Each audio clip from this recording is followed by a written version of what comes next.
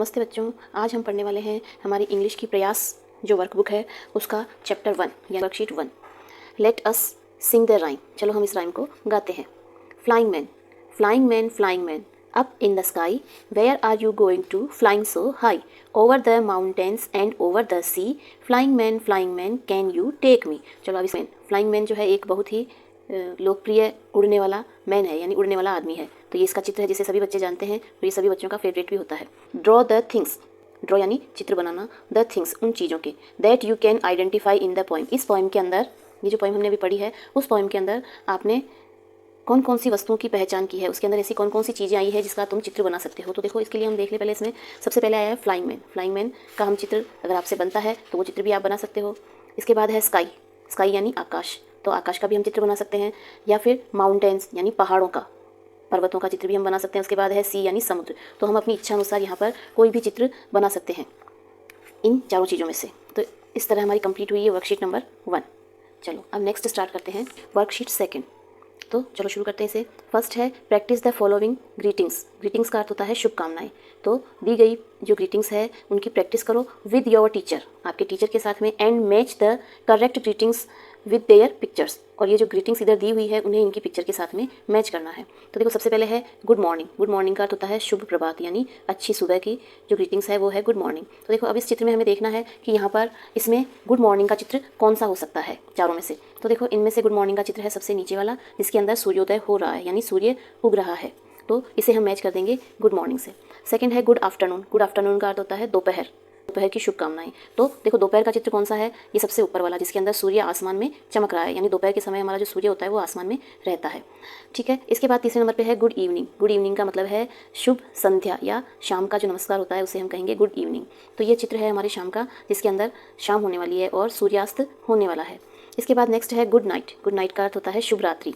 तो देखो रात का चित्र कौन सा है, जिसमें चंद्रमा हमें दिख रहा है और तारे भी दिख रहे हैं, टिमटिमा रहे हैं तारे और चंद्रमा दिख रहा है और ये रात हो चुकी है। तो ये हो जाएगा हमारे गुड नाइट का चित्र। तो हमें इनसे मैच करना है। तो आपको समझ में आ ही गया होगा कि हमें किस प्रकार से इनको मिलाना है।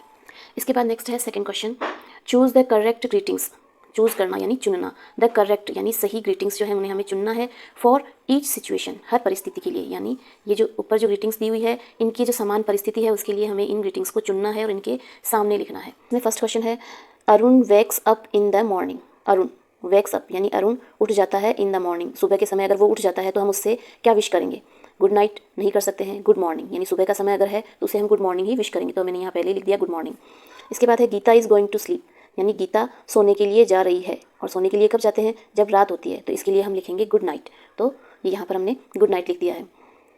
Varun and Prakash meet for lunch in the afternoon, यानी वरुण और प्रकाश मिले फॉर द लंच, लंच के लिए मिले इन द आफ्टरनून, दोपहर के समय वरुण और प्रकाश लंच के लिए मिले। तो उस समय वो क्या विश करेंगे आपस में एक दूसरे को, अगर आफ्टरनून का समय है तो ऑब्वियसली इसमें गुड आफ्टरनून ही आएगा। तो हम यहाँ लिख देंगे good afternoon. Lakshman is leaving the school, यानी लक्ष्मण जब स्कूल छोड़ रहा है या स्कूल से जब वो जा रहा है तो वो क्या विश करेगा, या हम उससे क्या विश करेंगे, तो उसे हम कहेंगे गुड बाय। तो मैंने ये लिख दिया है गुड बाय। ठीक है, इस तरह हमारा ये वर्कशीट नंबर 2 भी कंप्लीट हो गया है। आशा है तुम्हें समझ में आ गया होगा। अगर नहीं आता है तो आप क्वेश्चन करके पूछ भी सकते हो अगर कोई भी पॉइंट समझ में नहीं आता है तो। चलिए नेक्स्ट स्टार्ट करते हैं worksheet number 3। Look at the pictures below, यानी नीचे दी हुई पिक्चर्स को देखें, and right what is happening in the pictures, और बताओ लिखो कि इसमें इन पिक्चर्स में क्या हो रहा है, ये जो चित्र है इनमें क्या हो रहा है। You can take help of the words, यानी आप सहायता ले सकते हैं, टेक यानी लेना, हेल्प यानी सहायता, ऑफ द वर्ड्स इन शब्दों की, इन द बिलो बॉक्स, जो नीचे बॉक्स में जो शब्द दिए हुए हैं उनकी आप सहायता भी ले सकते हैं। तो चित्र जो है फर्स्ट पिक्चर जो है उसमें एक बच्चा जो है खाना खा रहा है, तो खाने को हम इंग्लिश में कहेंगे ईट, और ईट की स्पेलिंग होती है EAT, ईट, ईट यानी खाना। तो ये मैंने यहाँ लिख दिया। इसके बाद है इस चित्र में ये बच्ची जो है ब्रश कर रही है, तो ब्रश की स्पेलिंग है BRUSH, ब्रश। नेक्स्ट है इस पिक्चर में ये जो नाखून काटे जा रहे हैं, तो काटने को कहते हैं कट, CUT कट, ये यहाँ पर लिखा हुआ है कट, तो इसे हम यहाँ लिख देंगे। इसके अंदर एक लड़की जो है वो हैंड वॉश कर रही है, हाथ धो रही है, तो इसकी स्पेलिंग हम लिखेंगे वॉश, WASH, वॉश, जो कि इस पिक्चर में यहाँ पर फर्स्ट में लिखी हुई है। इसके बाद में देखो इस पिक्चर के अंदर ये लड़की जो है कचरा फेंक रही है, इस डस्टबिन के अंदर कचरा डाल रही है, तो फेंकने को कहते हैं थ्रो, THROW, थ्रो, थ्रो यानी फेंकना, यहाँ से लिखेंगे THROW, थ्रो, थ्रो यानी फेंकना। इसके बाद इस पिक्चर के अंदर ये जो बच्चा है वो सो रहा है, तो उसे हम लिखेंगे स्लीप। कौन सी वर्ब आएगी इसके अंदर, स्लीप, जो कि यहाँ पर लिखा हुआ है SLEEP, double E P sleep, sleep means सोना, तो इसे हम यहाँ पर लिख देंगे। इसके बाद हम इन पिक्चर्स को पढ़ लेते हैं। ईट, ईट का अर्थ होता है खाना। इसके बाद है ब्रश, ब्रश यानी मंजन करना। नेक्स्ट है कट यानी काटना। इसके बाद है वॉश, वॉश यानी धोना। फिर है थ्रो, थ्रो मीन्स फेंकना, और स्लीप, स्लीप यानी सोना। चलो ये वर्कशीट भी हमारी कंप्लीट हो गई है। अब स्टार्ट करते हैं नेक्स्ट वर्कशीट नंबर 4। ये हमारी worksheet number 4। Fill in the blanks यानी रिक्त स्थानों को भरना है विद एन एप्रोप्रिएट वोवल। उपयुक्त जो वोवल है उसकी सहायता से हमें इन वर्ड्स को कंप्लीट करना है। ये जो पिक्चर दी हुई है उसके लिए स्पेलिंग दी हुई है, लेकिन उसमें एक जगह खाली छोड़ी हुई है, उसमें हमें वोवल भरनी है।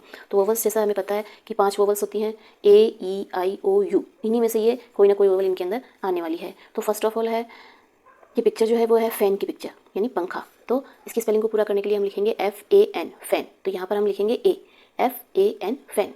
नेक्स्ट है इस पिक्चर में हमें दिख रही है एक फ़िश, तो फिश का अर्थ होता है मछली, तो इस स्पेलिंग को पूरा करने के लिए हम लिखेंगे यहाँ पर आई वोवल लगाएंगे, तो FISH फिश, फिश यानी मछली। अब देखो इस पिक्चर के अंदर हमें दिख रहा है एक मोटा आदमी, तो मोटापे के लिए हम यूज़ करते हैं फैट का, यानी जो मोटा है उसके लिए हम कहेंगे फैट, तो FAT फैट।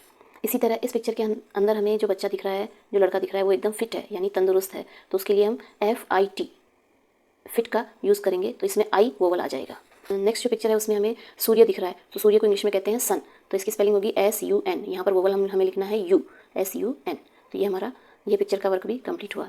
इसके बाद नेक्स्ट है SON सन, सन यानी पुत्र, तो यहाँ पर आ जाएगा ओ, पुत्र, पुत्र यानी SON sun.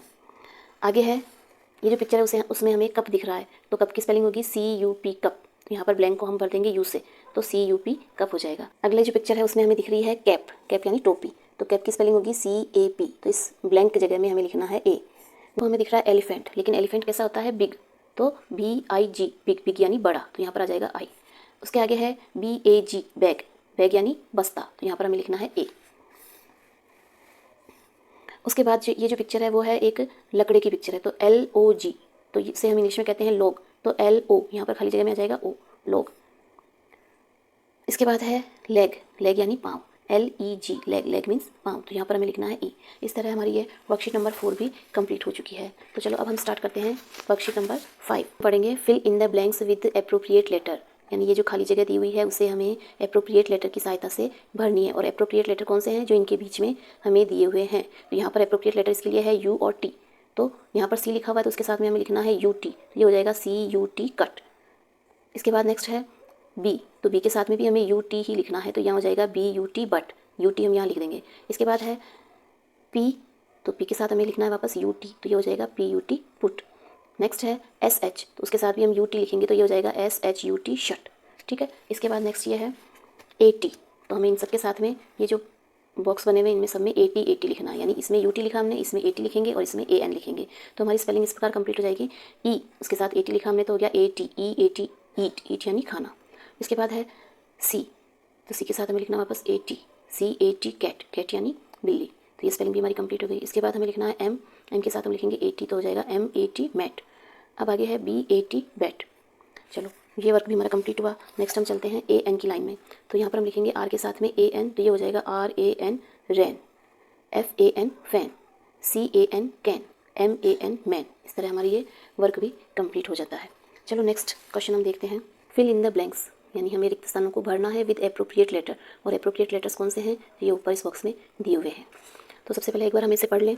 HAT hat, FAN fan, CAP cap, RAT rat, PAN pan, TAP tap, MAT mat, MAN man, MAP map, GAP gap, CAN can.